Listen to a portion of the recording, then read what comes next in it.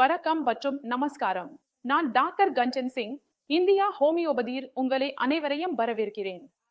இன்று இந்த வீடியோவில் மிகவும் பொதுவான ஒரு கேள்வி பற்றி உங்களுடன் பேசப் போகிறேன். தக்காளி. ஆமாம், பெரும்பாலும் சிறுநீரக செயலிழப்பு நோயாளிகளுக்கு இந்த கேள்விதான் இருக்கும். மேம், நாங்கள் தக்காளி சாப்பிடலாமா, சாப்பிடக்கூடாதா? நாம் தக்காளியை நம்முடைய கறிகளில் சேர்க்கவில்லை என்றால் சாப்பாட்டுக்கு சுவை கிடையாது என்று நமக்கு தோன்றும். ஆனால் நீங்கள் கவனிக்க வேண்டியது என்னவென்றால், நீங்கள் சிறுநீரக நோயால் பாதிக்கப்பட்டவராக இருந்தால், அது திடீர், அக்யூட், ஆகஸ்ட் இருந்தாலும், நீண்ட கால, குரோனிக் நோயாக இருந்தாலும் தக்காளி சாப்பிடக்கூடாது.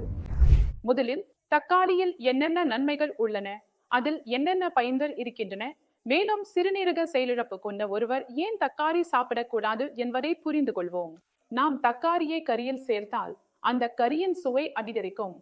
நாம் எந்த வகையில் பயன்படுத்தினாலும், இன்று ஒரு சாலட் ஆகஸ்ட் இருந்தாலும் அதை உணவில் சேர்த்தால் மிகவும் ருசியாக இருக்கும்.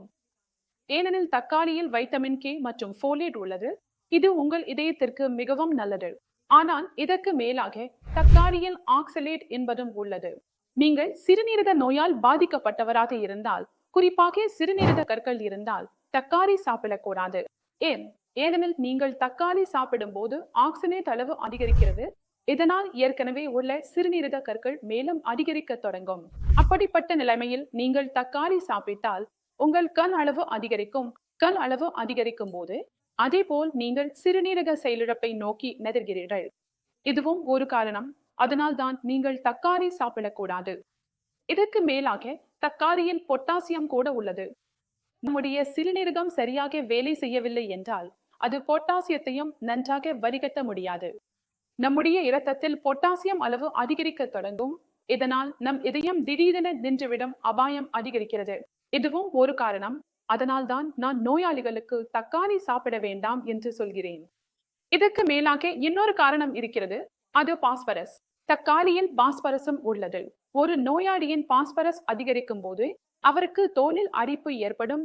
பாஸ்பரஸ் அதிகரித்த உடனே உங்கள் யூரியா கூட அதிகரிக்க தொடங்கும். அதே நேரத்தில் உங்கள் கிரியேட்டினின் கூட அதிகரிக்க தொடங்கும். அப்படிப்பட்ட நிலைமையில் நீங்கள் தக்காளி சாப்பிடக்கூடாது. 3 காரணங்கள் உள்ளன. அதனால்தான் நான் தக்காளி சாப்பிட வேண்டாம் என்று சொல்கிறேன். 1. அதில் ஆக்சனேட் உள்ளது. அதில் சிறுநீரக கற்களுக்கு நல்லதல்ல. 2. இதில் பொட்டாசியம் கூட உள்ளது.